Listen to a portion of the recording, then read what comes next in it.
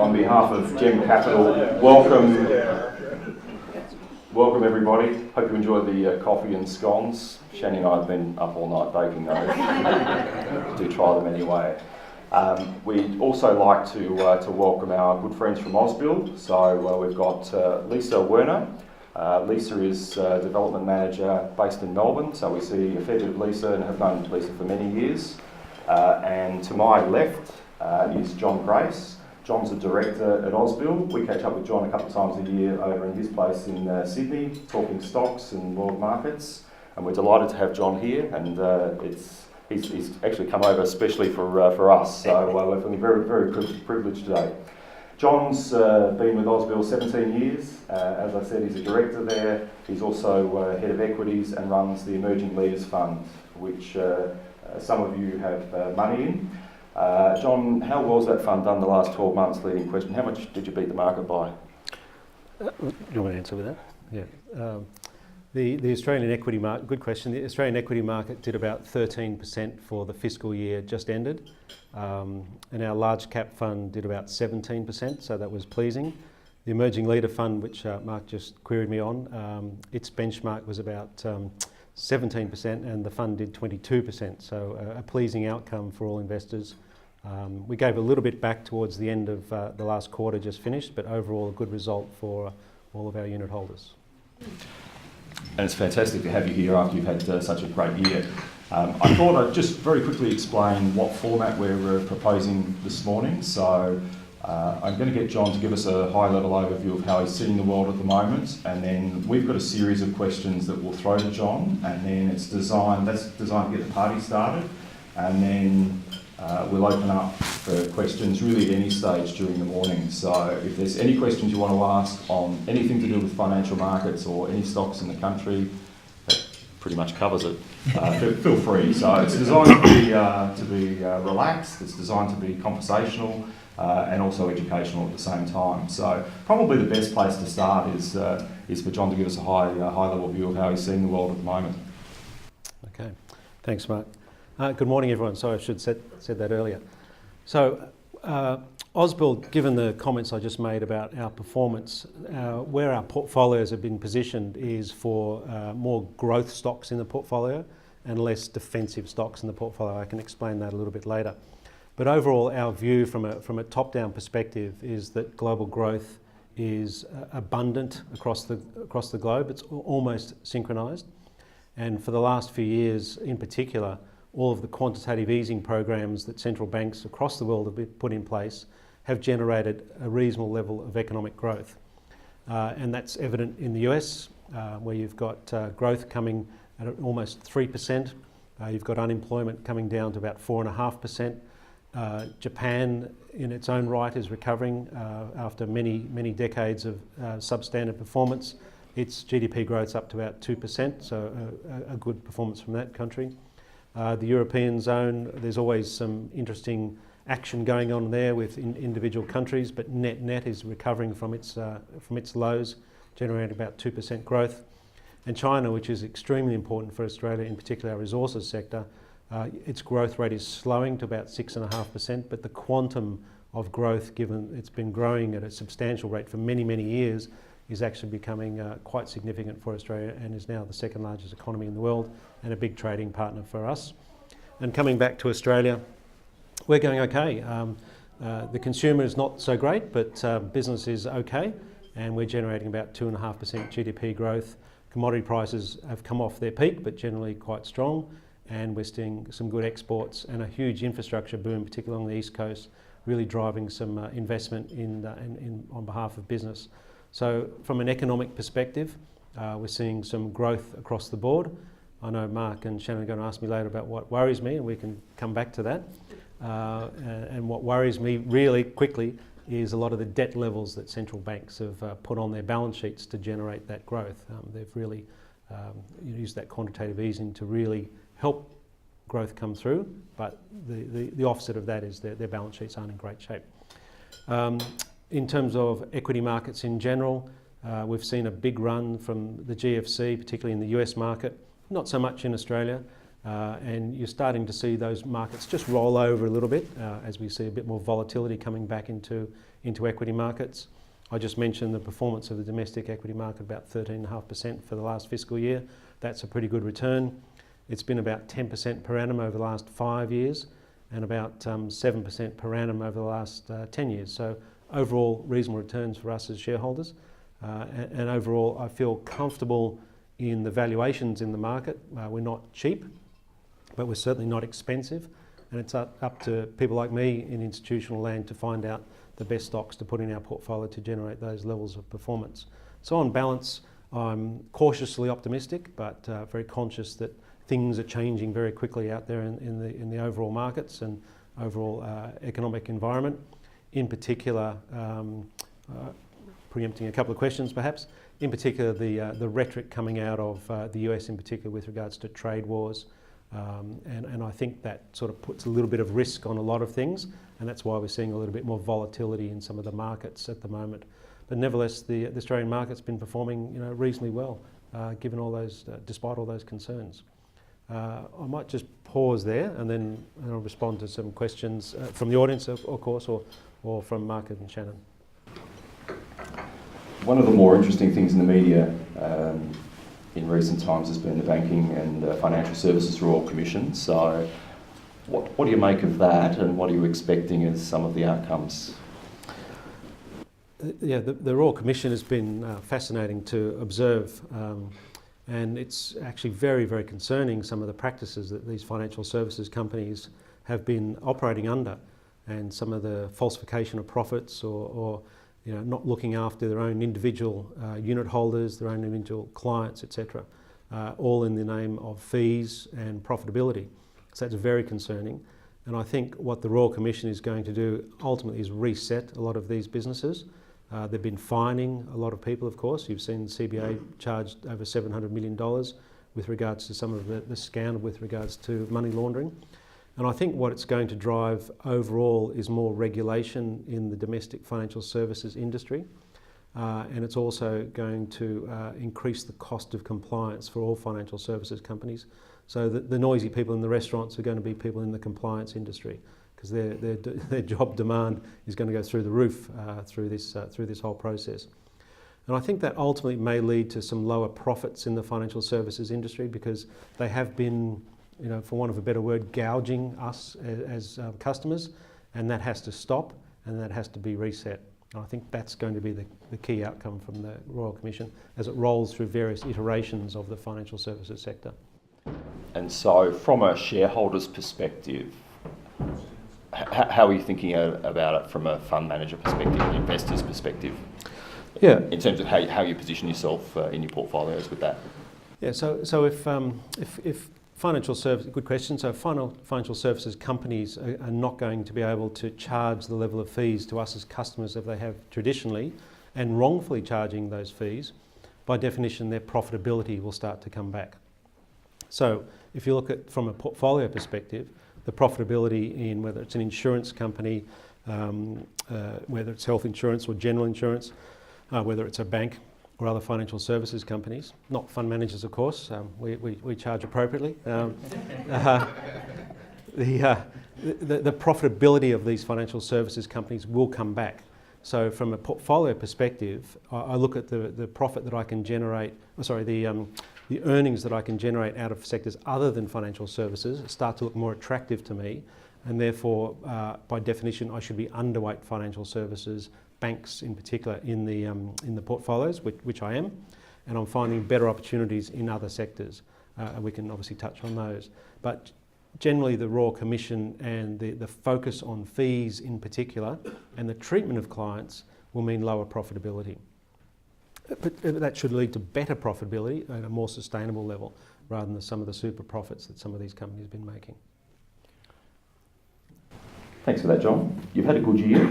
This is not a scripted question that we go to, by the way, but is there one stock that is in your mind that you did really well out of this year, that you sort of pumped the air with your fist? Yeah. Can you talk us through it and talk us through the investment case? Yep. Well, it's called Bluescope Steel, which was the spin-off from BHP many years ago. Ausbil's been one of the largest shareholders for many years, And we got into the stock probably in 2013-14 at about $3 a share. And that was when they had, for many years, they had a lot of problems with debt. And what they did is they sold a lot of assets, did some joint ventures with Nippon Steel in Asia, and they reduced all of their debt and took the financial risk out of their business. We invested in the stock in a meaningful way about that time. And just this year, it's had a really good year up to the last 12 months. It's hit $18.50, so it's been a terrific performer for us. And I look at the company and the management. There's been a change in CEO over the last 12 months, but nevertheless they've got a good succession plan going. But the underlying business is really quite exciting at the moment because debts again are really back at almost zero. They're undertaking stock buybacks to return money to shareholders. They're back in dividend paying mode, and they've made some really key acquisitions, particularly in the US steel industry. And they paid $750 million for half of the business they owned in Ohio called North Star, and they've already paid that off through the strong cash flows that they've been making. I mentioned tariff wars earlier on.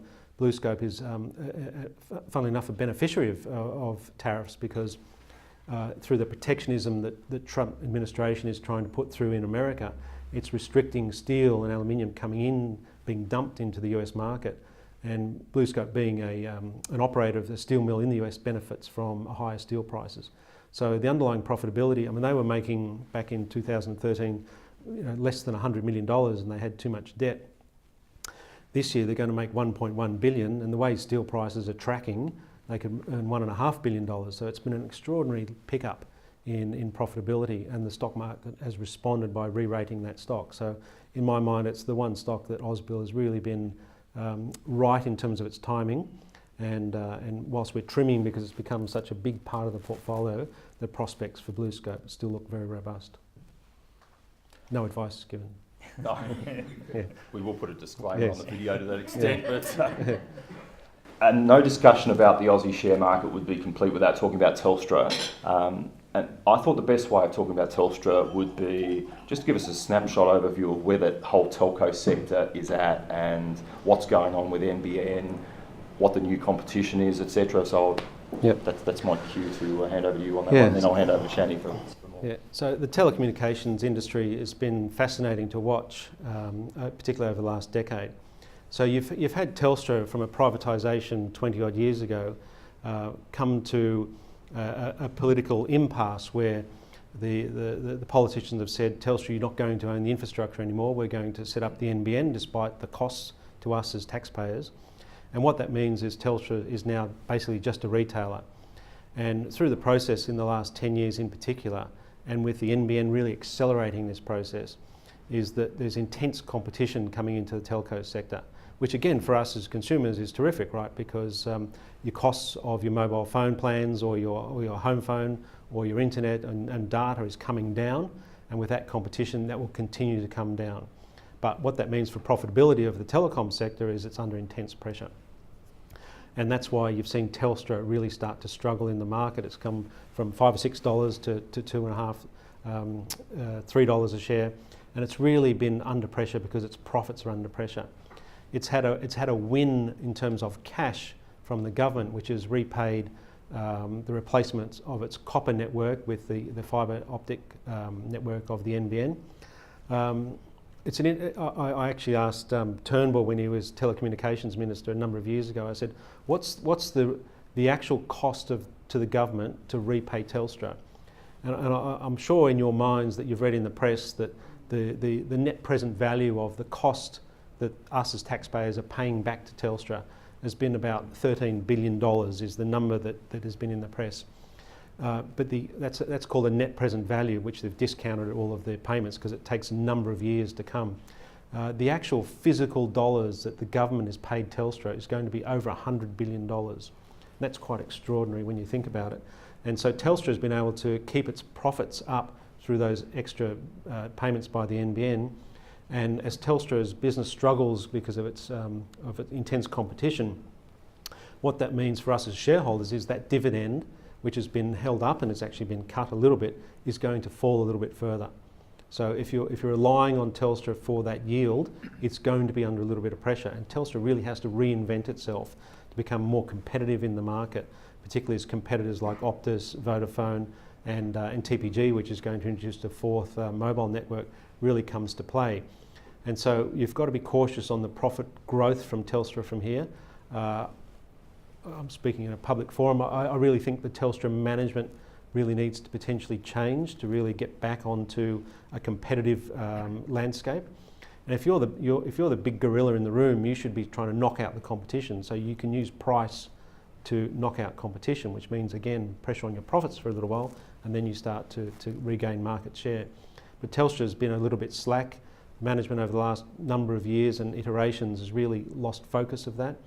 And I think they've really got to get back to basics, look after us as customers, and start to rebuild the business. But I think there probably needs a change in management from here. So for us as shareholders, we're going to get a lower dividend.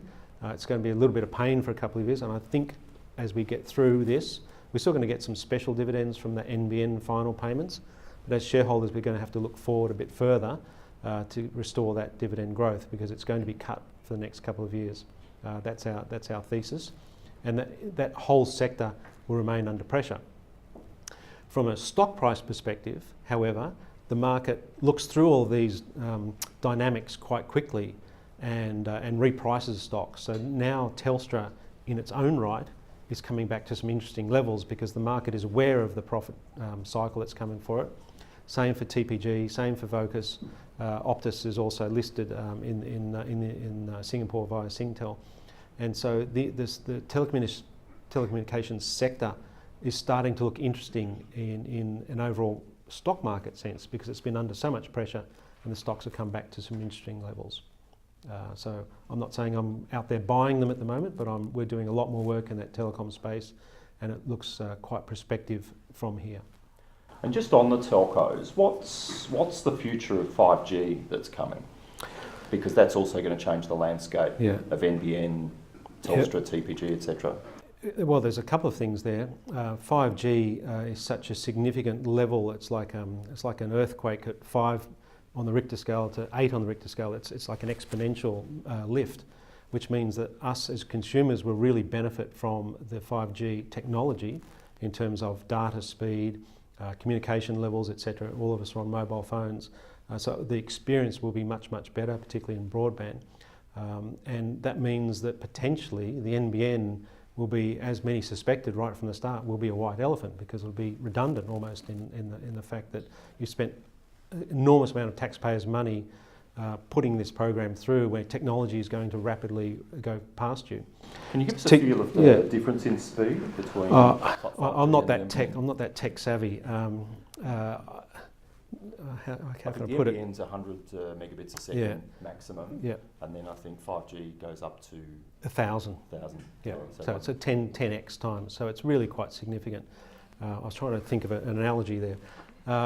But the competitors to Telstra, like TPG, are setting up a fourth mobile network. They're going to have to pay this for the spectrum of 5G, but they're setting up a network that's going to benefit from 5G, where they don't have to tap into the NBN network. So, and using fixed wireless and things like that. So technology is moving. The point is that technology is moving very rapidly, such that the NBN may not be worth anywhere near, or it may not get the returns anywhere near the investment that the government's put in. And therefore 5G and technology, which will also improve going forward, will make those old systems quite redundant. So it's quite exciting from us as a consumer point of view, but will put pressure again on the profitability of the telecom sector, unless they can capture some of those technologies and harness their profitability underneath them. No, good answer. We'll stop it. Just before handing over to Shannon, anybody got any questions just at the moment? We've got a whole series of things to ask. Just a comment. Yes, sir. Having been offered by Optus, my carrier, to switch to NBN, which I swore I would never do, I've now got a mobile wireless Wi-Fi, which I can take anywhere with me. It's that big. That's my modem. I don't need the NBN. Yeah. It's obsolete already, as you're saying. Yeah. And it would be good if more people became aware of this. They should be aware that not only Optus are offering this, Telstra are offering this competition, so they're pushing NBN. You can also, from Telstra, get yourself a mobile wireless setup. Mm. Yes, exactly to my point. Consumers are going to be the beneficiaries, which is terrific. It's, as a shareholder, that's the question. Or if you're a shareholder of Telstra or anything in the telecom sector, the stock market or derates you very quickly, and then from there it's all about trying to work out the profitability and the future of those businesses. Adrian? Can you say some more about the impact of the Trump tariff situation on international markets Yep. and B, on the Australian market? Yeah, great question. It worries me. It worries me. I think Trump's playing an interesting lever in that he knows the underlying economy is going particularly well. The stock market's been quite favourable for him. I did mention it's rolling over a little bit, but anyway. So what he's trying to do is equalise the inconsistencies in trade that he sees, whether it's in China or European car manufacturers, etc. And an example would be that they might put a 5% tariff on a good, whereas China might put a 10% tariff. So what he's trying to do is equalise the game. But the rhetoric around it is very negative from an economic point of view, because you're increasing protectionism, you're trying to neutralise impacts, but there's always unintended consequences that are going on. And the question that I ask myself as an equity investor is how that's going to impact my portfolio and the stocks that I own. And from a macro perspective, how those trade wars, and particularly if they start escalating, as a tit for tat that goes up into quite a significant level, how that's going to impact global growth. At the moment, if you mathematically work out the impact of a $30 or a $50 billion headline number in trade wars, is that the global growth impact that I mentioned, or the global growth is about 3% on a global basis, is 0.1 of a decimal point, as in 2.9 rather than 3% global growth. So mathematically, it's not that significant. Emotionally, it's much more, right? So if I'm a business in the US and I'm thinking about putting a new factory down or employing a few more people, I might just go, I might just wait a little bit here, see what the impact is. Am I going to be protected in my industry, or am I going to have to pay more for imported goods? There's lots of nuances going on. And so I am worried about the escalation of a trade war across the globe and that increased protectionism by nations around the globe, and how that really may play out in the global growth. At the moment, as I said, mathematically it's not too much of a worry, but if it escalates, I will be more concerned.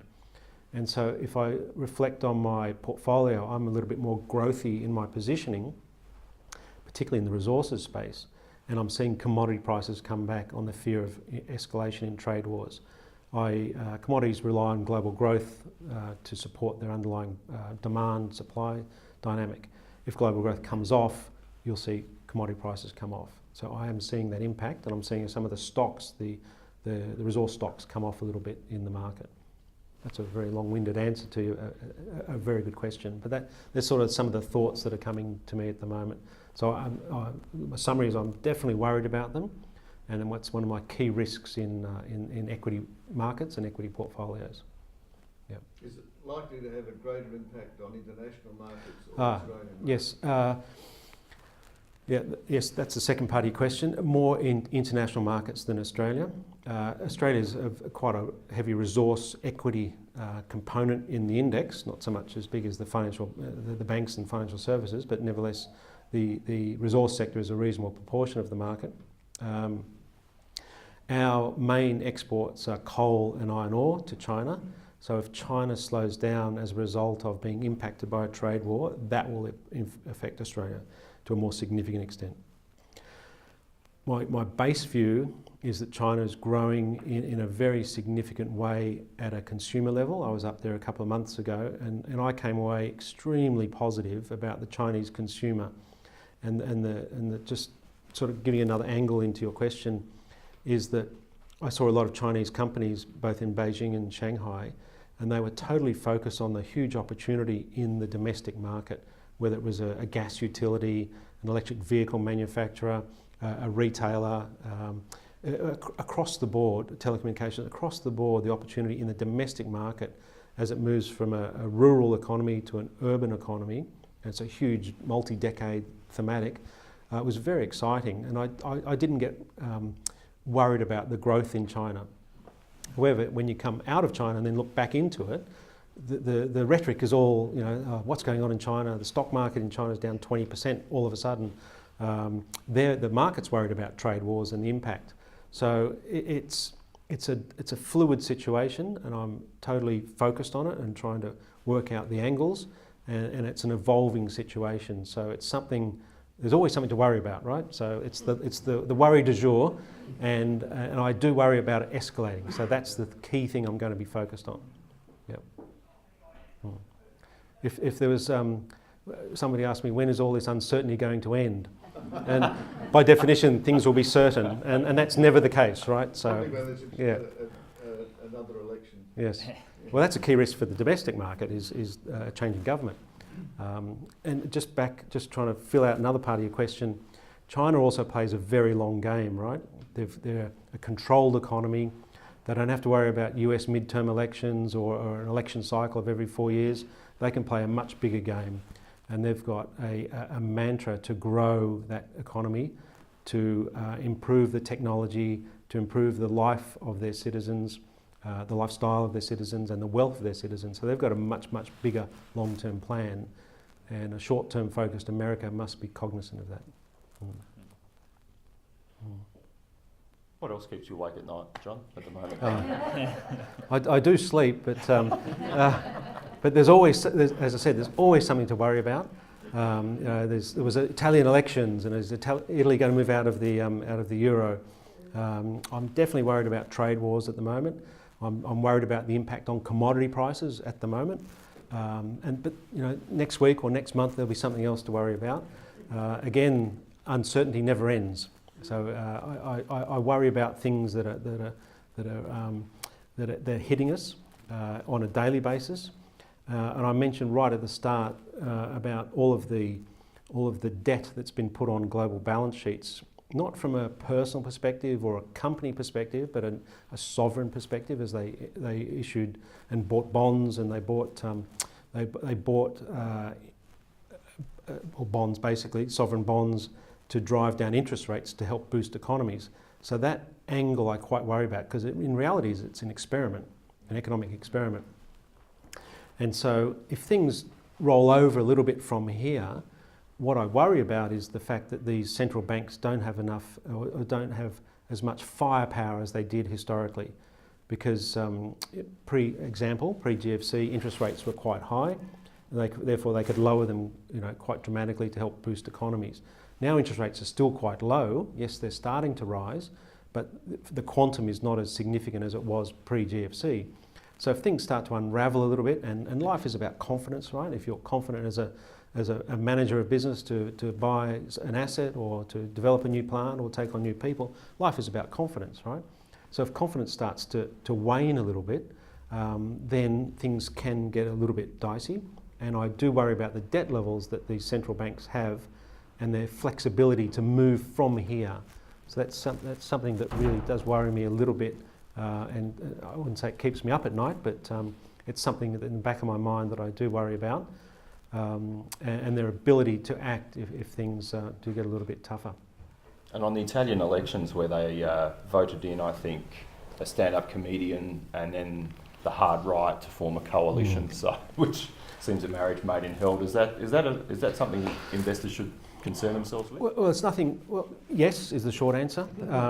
There's nothing physically we can do sitting here, though. I'm not going to change my portfolio, but I'm cognizant again of a risk in the eurozone. Clearly, England, voting themselves out. If you're ever going to hold another, not an election, a referendum, you'd make sure that you want a clear majority, like 65, 70%, rather than a coin flip, right?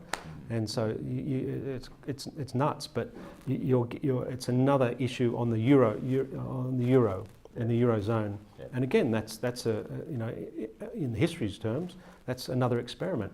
And so what I do worry about is if Italy says, right, I don't like this experiment, I want to come out of the eurozone, then that's more significant for us as equity market investors, because at the end of the day, equities are a higher risk asset than other asset classes, and there's lots of liquidity in equities, and things can get a little bit tougher.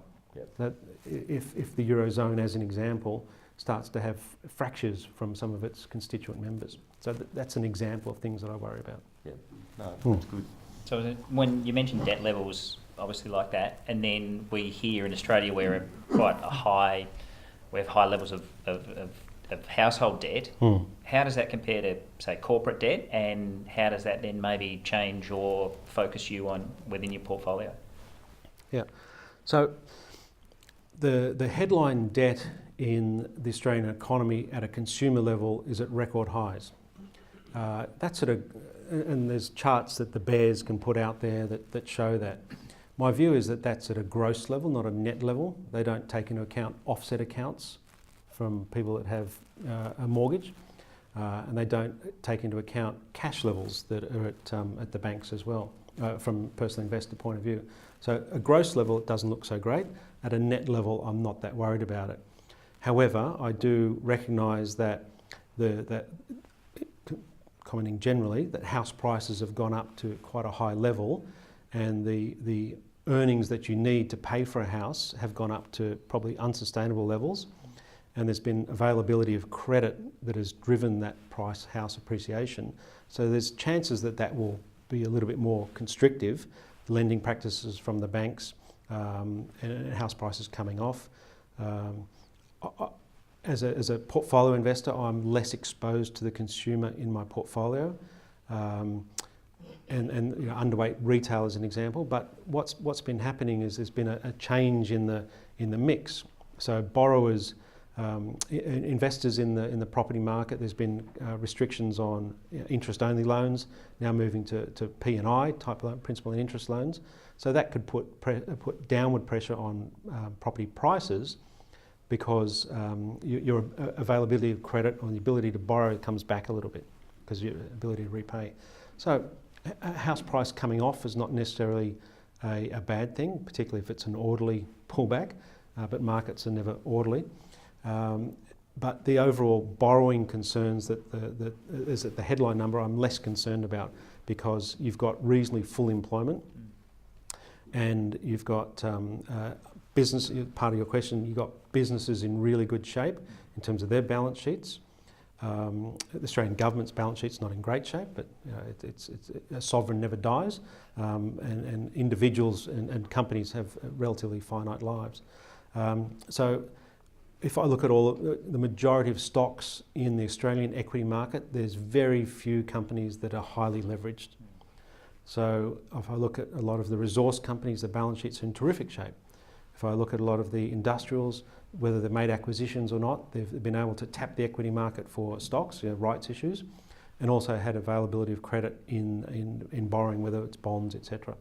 So the financial health of corporates is in pretty good shape, and I'm not worried about that at all. Unlike the GFC, where the Australian equity market went through, and the Australian corporates went through a massive de-gearing and lots of capital raised. The situation now is in a much better and more robust position. So if you ask me what do I worry about as a result of that, I would worry if unemployment started to go up, and I'd be worried about the bank earnings if that started to happen. There's no real sign of unemployment going up. It's about 5.5. The directionally looks like it's heading back to about 5%. So I'm more confident in that scenario, that the ability to pay, because there's available jobs. If you want a job, you can get a job. The ability to pay a mortgage or a debt is there. So unless unemployment spiked back towards 8, 9, 10%, that's when I'm going to get a bit worried. Yep. What would be the benefits you see of the company tax reductions? Should Liberals be able to get them through? Yeah, I think so. I think so. I think they'll get some of those changes through, but only at the margin and quite spaced out. If I'm sitting here as a corporate and I've been paying tax at 30%, I would want to get rid of those franking credits to us as shareholders. So I think there's going to be some more special dividends to get rid of franking credits, or stock buybacks. You saw Metcash the other day went through an off-market buyback. That hasn't happened for a little while. I think some of the big resource companies, BHP and Rio, could start to do that and implement that strategy to get rid of some of those 30% franking credits. So as an investor, I think that will be the first step. Secondly, if the corporate tax rate comes back a little bit, the underlying profit available for us as shareholders to be paid out in dividends will start to rise, because you're actually going to be earning more and getting taxed less. There's another sort of angle to that question is for us as superannuation investors as well, is that the avoidance of double taxation that Keating put in through the franking mechanism. I think that will continue, but if the corporate tax rates is lower, then clearly it's going to come back down a little bit. But if you're in a super fund, you've been enjoying a cash back from your tax rate, maximum tax rate, if you're not in pension mode at 15%, you've been receiving that extra 15% back from the companies that have been paying the 30% tax. That could be under a little bit of pressure, that part of that extra 15% of the rebate, if there's a change of government in particular. And it's again a government that is not in great financial health that needs to claw back some cash. So that could be an angle. So that is a risk, yes, but I don't think there's risk of the removal of the franking regime. Yep. Which is why companies in this market and why the yield available in this market is so much higher than other markets is that companies recognise that us as shareholders want dividends as part of our compensation for being an equity investor, and therefore they pay out a higher percentage of their profits than other nations around the world to take advantage of that franking credit regime.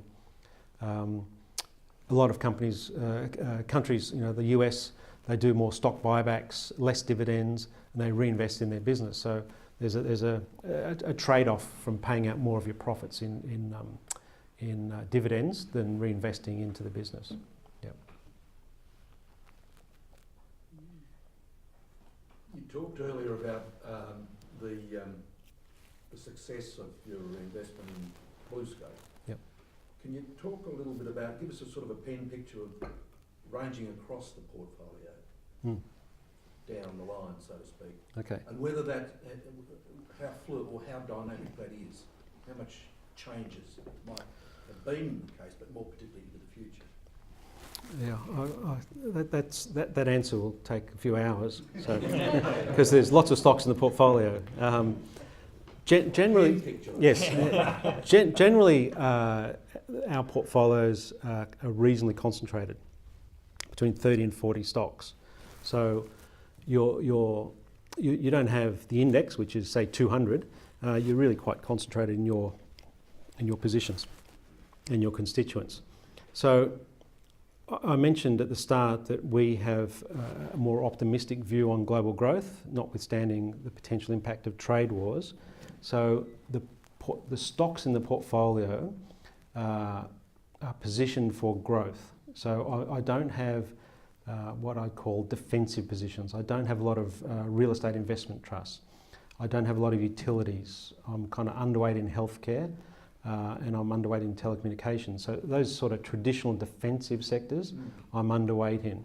Hence the name emerging leaders. Yes.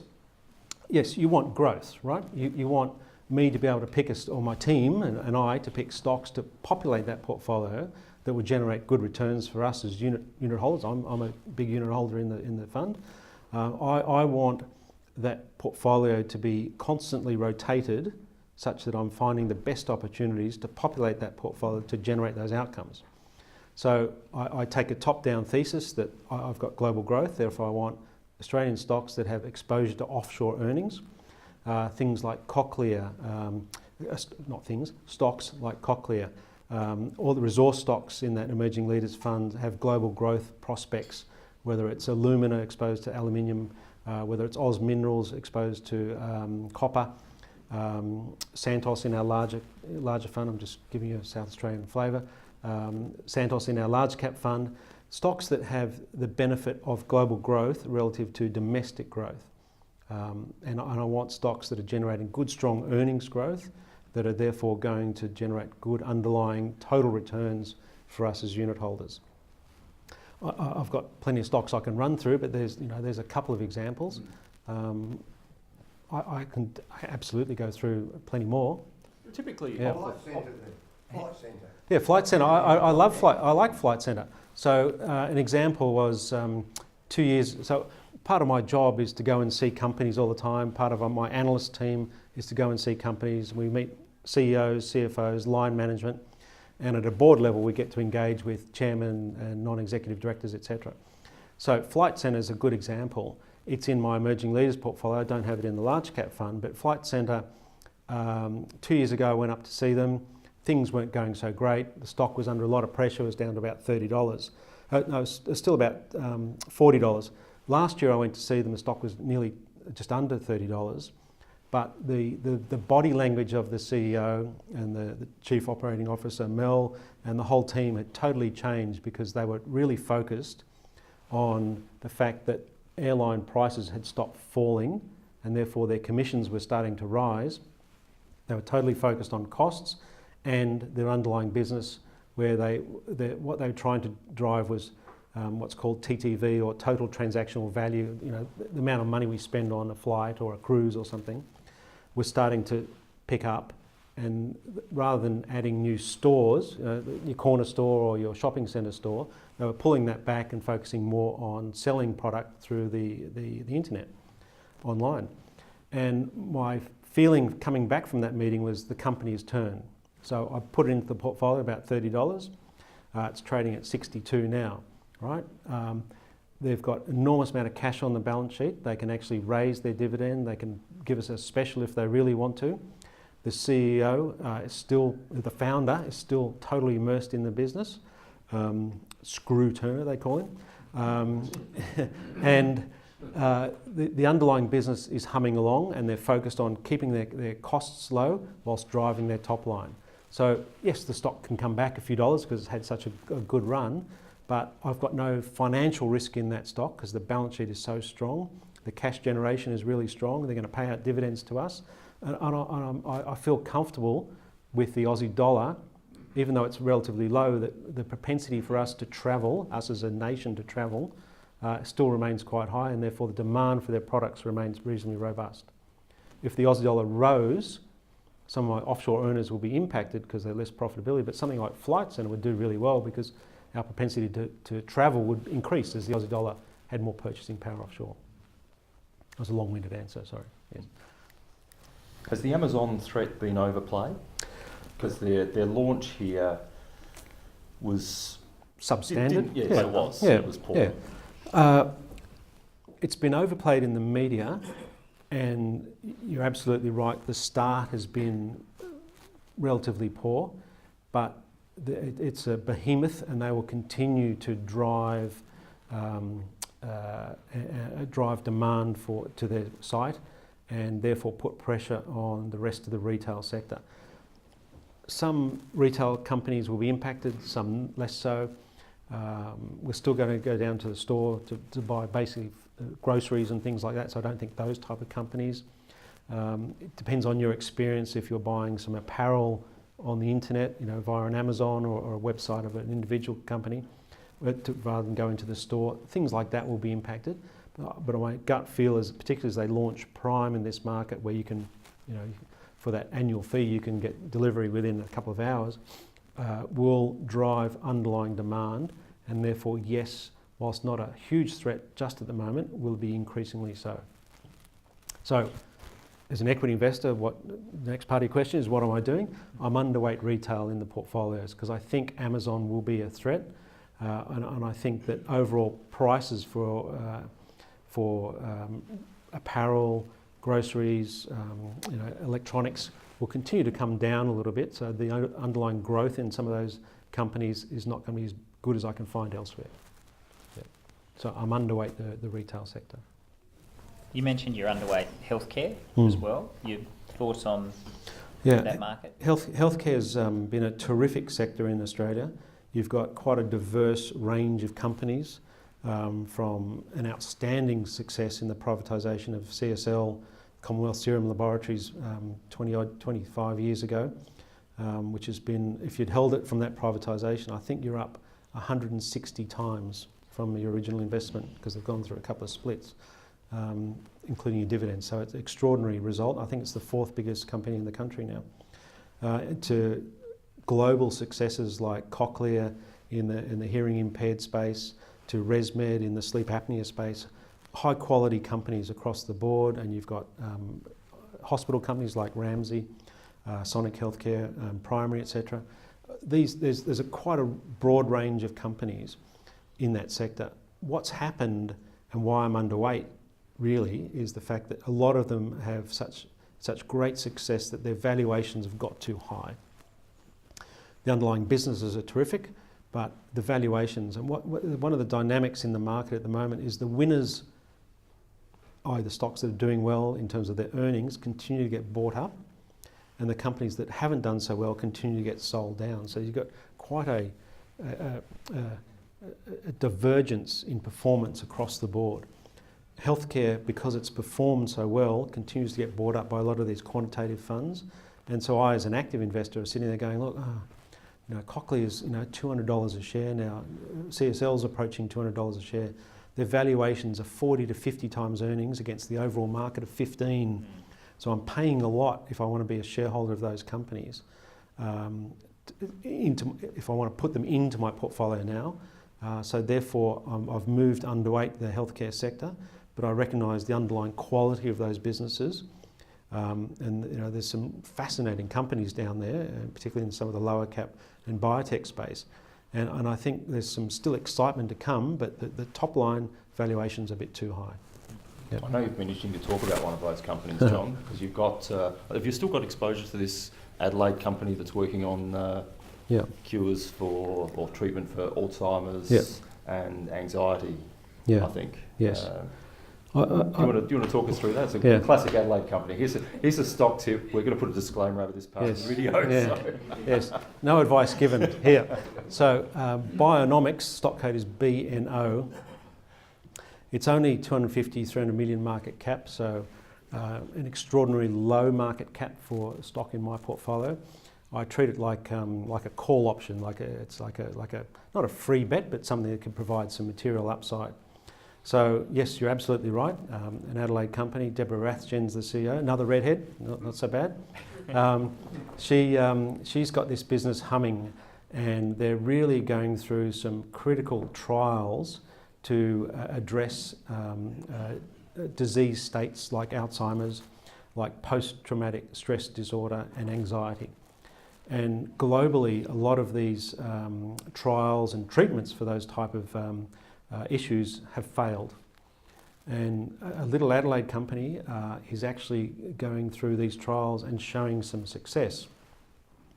They've got a very strong post-traumatic stress disorder result, phase 2, coming out this quarter, this calendar quarter, which should show, I've got my fingers and my legs crossed here, some terrific results. And so what that will do is will trigger a number of things, largely another deal with a big pharma company to distribute ultimately the drug. And that means cash for us as shareholders and a long-term alliance. But it also means that the value of the company at 250, 300 million now should be multiples of that. And if I look globally, there's a company called Sage in the US. Its market cap is about $7 billion, treating and going through the same sort of phases that this company is going through. But the reality is that Australian equity market does not rate these biotech companies very well at all. An example would be Viralytics, which was another small cap company, about 250 million. Merck came in and paid nearly a 200% premium to buy that business out. I'm sitting here as a Bionomics shareholder. I've been there for a long time waiting for these things to happen. But the company at 50 odd cents a share, I'd be reluctant to sell out below $2 a share. So again, I've got everything crossed because I think that's a really interesting, and that would only put it at 1 billion market valuation, when ultimately the success of their drugs, and there's all the evidence that is pointing that way, will lead to a successful outcome. It's a bet. It's a bet, to be perfectly frank. I'm not giving any advice on that stock at all, because it could be 5 cents. If the trials don't work out, the stock could be 5 cents. It's not a huge part of our portfolio, but it could impact a little bit on performance. But it gives me, again, like a free option, a free call on something that could be quite significant. And in particular, one of the things I learnt from my China trip was that the government not only is it putting massive amount of money into the telecommunications sector and building out 5G networks and broadband everywhere and providing cheap access to technology, it's investing massively into their biotech and healthcare sector. And you've seen some of these companies come out and buy Australian companies or buy global companies, and I think that trend will continue. So I think there's a lot of M&A into the Australian biotech sector in particular. And I think we may have a little gem, but I don't quite know until we see the trial results. Having said that, they've already got Merck, the big global pharmaceutical company, is a 6 or 7% shareholder in Bionomics, and it's already inked a $500 million deal with Bionomics for upfront payments, milestone payments, etc., for one of their treatments for these diseases. That could ultimately be more than the company's worth already. So I feel as though I've got a lot of optionality in this position, but it's risky. It's risky. And so on that, in terms of from a portfolio perspective, how much of your portfolio would you have in that stock? It's slightly over 1% of the position, but if my thesis comes off, clearly it'll be taken over, because that's what happens when something is successful in this space, and clearly the portfolio will benefit, but it may only be 100 basis points, maybe 200 basis points, depends on the price. So I've got a close focus on this small company. I would never normally have this company in the portfolio, because I really want strong companies with strong earnings and strong balance sheets. This has got a strong balance sheet. There's no debt, no net debt. They've got a loan, but they've got no net debt, and they've got pathway to success. So I think it's an interesting position. It's been there for a long time, so I've been reluctant to sell it, because I know the moment I sell it, something will happen. So I'm just holding it in the portfolio, and we'll see what happens. Yeah. Good eye. I just think it's interesting from an Adelaide perspective. Yeah, Thanks for that. But I think the point is that the Australian biotech sector, as opposed to the overall other healthcare stocks, to your question, Shannon, is that it's totally undervalued, the biotech sector. Yeah. What other questions? Because John will have to leave here not too far down the track. He's got a lunch engagement. Yeah, Don. The trip to China today, has it changed to any extent, or are you still tightly packaged, contained, and not able to really get out of what they want you to see and find out underlying issues? Yeah, the changes have been, yes, the changes are vastly different. Access is significant now. You can effectively go pretty much where you want. I just did a Beijing Shanghai trip. There's a big JP Morgan conference in Beijing, and heads of state made presentations. Jamie Dimon, the chairman and CEO of JP Morgan, made presentations. There was 300 Chinese companies that were also available for you to go and meet in rooms like this, or one-to-one. Most of them had interpreters, others didn't bother because they had so much interest from internal Chinese investors. But the access was completely open. We went to state-owned enterprises like the biggest steel company in the world, Bao Steel in Shanghai. You can meet management. You can see their plant. It was pretty open actually. And I was expecting quite significant pollution, particularly in Beijing. It was chaos in terms of roads and traffic everywhere, and pedestrians and cyclists and motorcyclists, but pollution was fine. Shanghai was like it is in Adelaide or in Sydney. It was terrific. And I found the access to companies and the enthusiasm for particularly those domestically focused companies to be quite inspiring. And despite the Chinese stock market coming back, if I was running a Chinese stock portfolio, if I couldn't find companies that were generating 50% growth per annum, I probably wouldn't put them in the portfolio.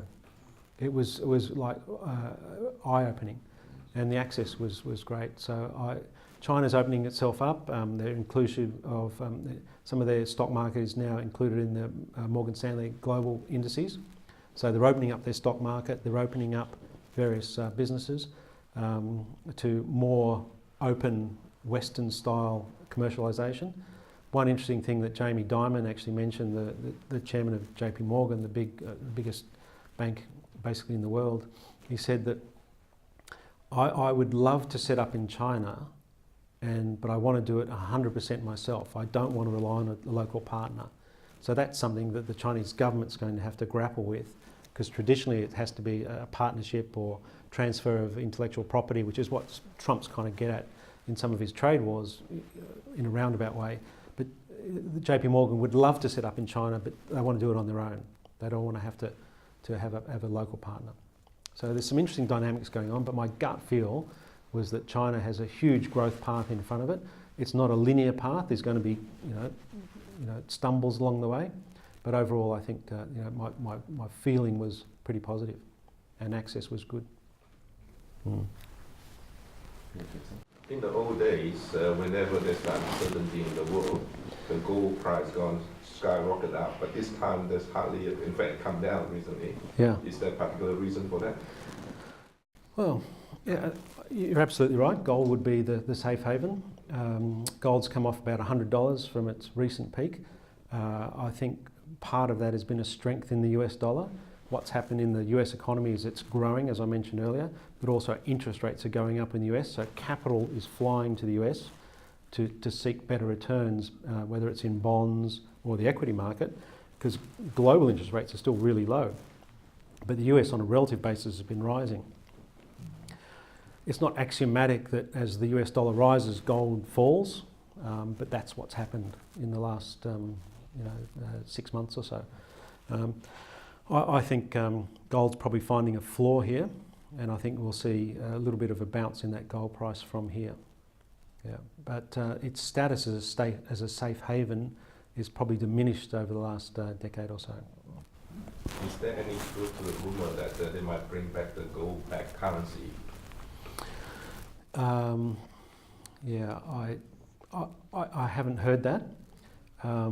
Since the Federal Reserve was created in the US in the 1930s, the purchasing power of a US dollar is 1/100th of what it used to be. So you've had a significant amount of inflation eating away the purchasing power of a dollar, particularly when it was removed from the gold standard in the 70s, I think it was. Yeah, and so on a US dollar it's a promissory note. If you gave them $1 in the old days, you'd get a proportion of gold back. Now it's just, well, give me your dollar. Right? There's nothing backing. It's a fiat currency, which is why, interestingly, these cryptocurrencies are starting to evolve. Bitcoin is the most public and notable currency, but it's a digital currency which is transferable. I think digital currency over time will, as long as it's a stable and trustworthy commodity, could be quite interesting, which means less demand for gold. So there's some interesting dynamics going on, but there's no backing of the US dollar. Yep. Yeah, Steve. Just in view of the US rates going up marginally, Yes. where do you see the Reserve Bank in their future rates? The Reserve Bank of Australia, yes. Directionally it's up, but I don't think it's going to happen this calendar year. My gut feel and our view of our chief economist that sits in with us is for only a 25 basis point rise late next year. So there's no reason for the domestic economy to be experiencing lower rates. The economy's okay. I don't think the RBA wants to put any pressure on any other interest-related type sectors like the housing market, so I don't think they're going to raise rates anytime soon. But I'm sure they're cognizant again of the fact that US rates are rising relative to the domestic rates, and therefore that could put pressure on capital flows. But directionally it's up, but not for a while. So us as savers, we're still being handicapped. Yeah. Got time for a couple more questions. Any more? Yeah. In relation to Woolworths and Coles in the retail sector, Yeah. with Aldi having come in over the last 5 or 10 years in particular, and now you've got Corporate, what's your view in relation to that market? We're underweight the consumer staples sector, the big supermarkets. There's going to be some interesting plays coming through as these businesses trying to simplify themselves. Wesfarmers is trying to spin out Coles, which it bought back in 08, 09. My view is that these supermarkets ultimately have got a great franchise across the country, despite Aldi, Kaufman, etc. coming in, which are taking part of the cream of their profit. But nevertheless, the underlying businesses are still robust. They've got great distribution networks, and they really just have to have good management to compete at an effective level while still providing value to us as customers. So I think there's been a re-rate going on. They're reviewing all of the components of their business. There's an announcement that Woolies is getting tighter with its Caltex network this morning, and there was some dispute about what's going on there. Coles is committed to the Shell network, etc., through the convenience network. So the distribution continues strongly, and the businesses are just going to have to compete against competitors coming in. And therefore, profits may be not as robust as they used to be, because competition means lower prices, which means lower profitability. But nevertheless, they're still good businesses. They're nice and steady. And if you have good management, they can really start to reduce costs, etc., and increase that margin, which is still very skinny.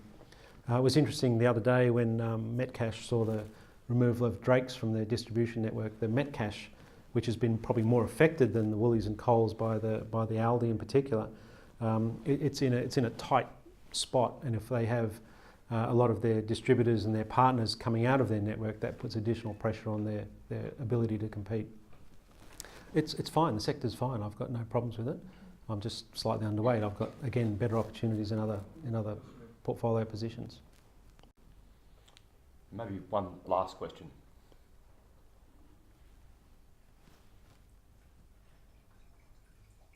No? From me.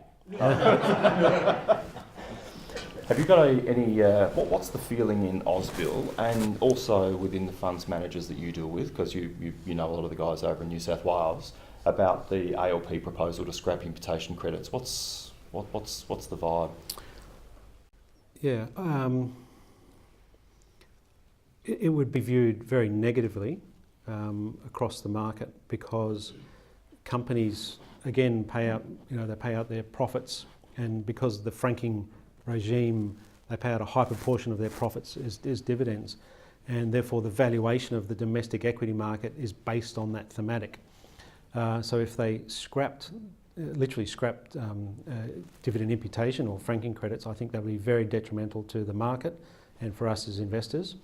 I don't think that's really in scope. What really is that extra cash back you get in a super fund, where the super fund max tax rate is 15% and the corporate tax rate is 30%. So I think that proportion could potentially be under pressure. And I don't think necessarily impact valuation of companies with that dynamic, but if they scrap double taxation of dividends completely, that would change the whole thing. Yeah, I don't think that is likely. I'd be very worried if that happened. Yeah. Okay. John, thanks very much. Firstly for coming down, because John did come down, especially for us. We feel very privileged to have you. We love catching up with John a couple of times a year when we go over to Sydney. It's fantastic to get the insight from institutional managers, and I hope you've appreciated as much as we've appreciated it today. It's quite a unique experience, so thank you, John. We have got some produce from South Australia that we think might be of interest, and there's one for you, Lisa, as well. So one of my favourite wineries is Hugh Hamilton, so we've got, that one's actually for Lisa. This is the Rascal. It's a lovely Shiraz, and then this is Black Ops. That's a free plug for Hugh Hamilton Winery. But thank you, John, for coming down. Thanks everybody for coming. And thanks Mark and Shannon for the opportunity, and thank you again for all your questions. I enjoy answering the questions, and I'm happy to do it again next time. Okay, thanks for... That'd be great. Thank you.